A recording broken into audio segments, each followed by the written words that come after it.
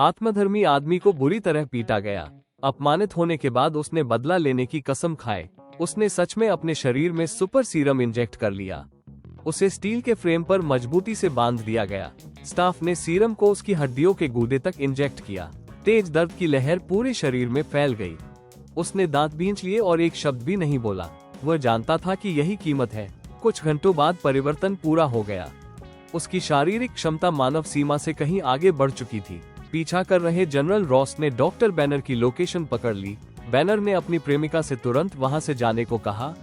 वो सैनिकों का ध्यान भटकाने की जिम्मेदारी लेता है। जनरल रॉस ने सैनिकों को घेराबंदी का आदेश दिया। डॉक्टर बैनर को एक संकरे गलियारे में फंसा दिया गया। सैनिकों ने कई आंसू गैस बम दागे। तेज धुएं ने बैनर को कोट उतारकर मुंह और नाक ढकने पर मजबूर कर दिया। उसी समय उसने देखा कि उसकी प्रेमिका को सैनिक घेर रहे हैं। बैनर का शरीर आग की तरह जलने लगा। अचानक कुछ अप्रत्याशित हुआ। एक विशाल हाथ ने कांच की दीवार तोड़ दी। दिल दहला देने वाली दहाड़ के साथ बैनर एक अजेय हल्क में बदल गया। ऊंचाई से नीचे कूदते हुए वह जमीन पर उतरा। भारी कदमों से वह हथियारों से लैस सैनिकों की ओर बढ़ा। जनरल ने फायर खोलने का आदेश दिया। सामान्य हमले हल्क पर बिल्कुल बेअसर थे। अजेय हल्क चुपचाप सहने वाला नहीं था। वो सैनिकों की ओर दौड़ा और रास्ता तोड़ने की कोशिश की। जनरल ने उसका इरादा भांप लिया। तुरंत एक बख्तरबंद वाहन भेजा गया। उसमें भारी क्षमता वाली मशीन गन लगी थी। गोलियां बारिश की तरह हल्क पर बरसी। हल्क सांप जैसी फुर्ती से गोलियों से बचता रहा। उसने बख्तरबंद वाहन को जबरन रोक दिया। पीछे से सैनिक लगातार फायर कर रहे थे। हल्क ने बिना हिचक वाहन को ऊपर उठा लिया। फिर उसके इंजन को उठाकर बाकी वाहनों पर फेंक दिया। जबरदस्त विस्फोट हुआ और डोमिनो असर फैल गया। सैन्य बख्तरबंद वाहन पूरी तरह तबाह हो गए। चारों ओर अफरा तफरी मच गई। कैप्टन ने भारी मशीन गन से हल्क को निशाना बनाया। धमाके से हल्क लगभग उड़ ही गया। उसने मलबे को ढाल की तरह उठाकर गोलियां रोकी। कैप्टन उसका पीछा करता रहा। वो स्टील प्लेट पर चढ़ा। पिस्तौल निकालकर हल्क के सिर पर फायर किया। हल्क ने बख्तरबंद ढाल से खुद को बचाया। कैप्टन गिर पड़ा और उसने अपना आर्मर उतार दिया। डर को पीछे छोड़ वह हल्क से भिड़ गया।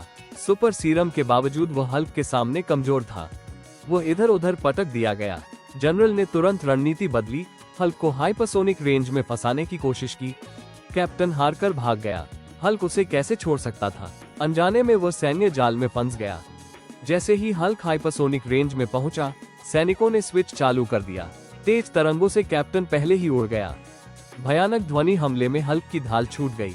वो कान ढककर दर्द सहने की कोशिश करने लगा, लेकिन कोई असर नहीं हुआ। उसकी प्रेमिका ये दृश्य सह नहीं सकी। उसने जनरल रॉस से रोकने की भीख मांगी। जनरल ने कुछ नहीं किया। जिंदा रहने की तीव्र इच्छा से हल्क ने जमीन से ढाल उठा ली। सैनिकों ने तरंगों की आवृत्ति और बढ़ा दी। हल्क ने ढाल से खुद की सुरक्षा की। अपनी पूरी ताकत से उसने ढाल आगे बढ़ाई और हाइपरसोनिक डिवाइस को तोड़ दिया। कैप्टन घमंड में हल्क के सामने आ खड़ा हुआ। गुस्से में भरे हल्क ने उसे नहीं छोड़ा। सब कुछ देख रही प्रेमिका आगे बढ़ आई। वो विश्वास नहीं कर पा रही थी। उसका प्रेमी एक विशाल राक्षस बन चुका था। इसी दौरान सैन्य हेलीकॉप्टर ने हल्क को लॉक कर लिया।